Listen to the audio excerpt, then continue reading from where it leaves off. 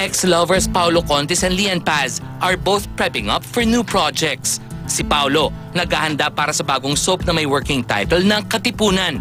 Pag-ayos lang talaga ng sarili. No? At saka for health purposes, takbo, diet, lahat.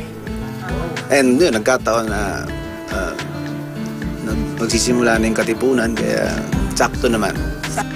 Si Lian naman, kasama sa cast ng Prinsesa ng Buhay Ko na pagbibidahan ni Aljura Brenica at Chris Bernal. Sobrang excited ako, tsaka kinakabahan din. Siyempre, di ba, first time ko dito sa GMA and ayokong masira yung expectations nila na kasama ko dito sa show na to. So, gagawin ko yung best ko talaga for this. Bagamat may kanya-kanya ng buhay, ang annulment ng kanilang 2-year marriage hindi pa rin nadedesisyon na ng korte. Actually, siya po yung nag-asikaso, pero both decisions po namin yan.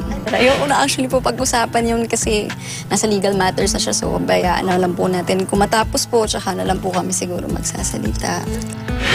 Ang importante, nagkaayos na ang dalawa at tapos na ang palitan ng masasakit na salita.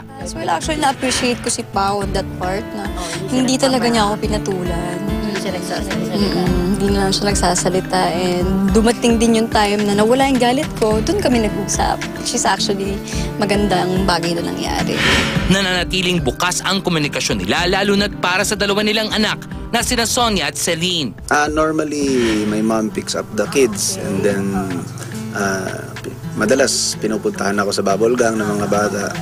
Tapos nakikita ko rin sila basta kasama yung mom ko. Pinapasundo ko na. Okay naman sila.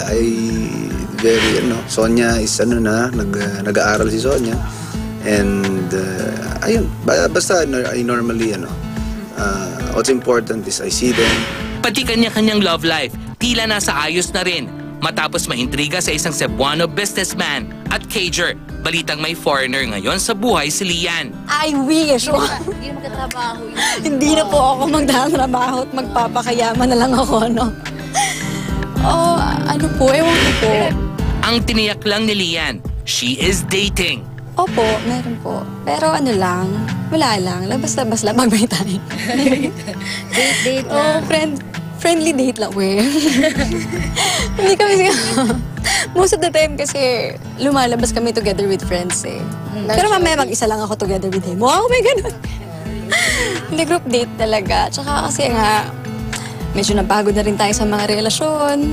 Updated ba sila sa relationship status ng isa't isa? Wala naman. I mean, ang lang naman namin ngayon is yes, and of course, everything. Ang importante is that I see my kids. That's it. So anything personal about her, wala akong kinalaman. Alam ko, meron na. Meron na? Tagal na. Natanggap ko na nga, forgiven na. Ang ganda nga actually, ang cool. Hindi ko in-expecto. Yung ganun yung... No comment.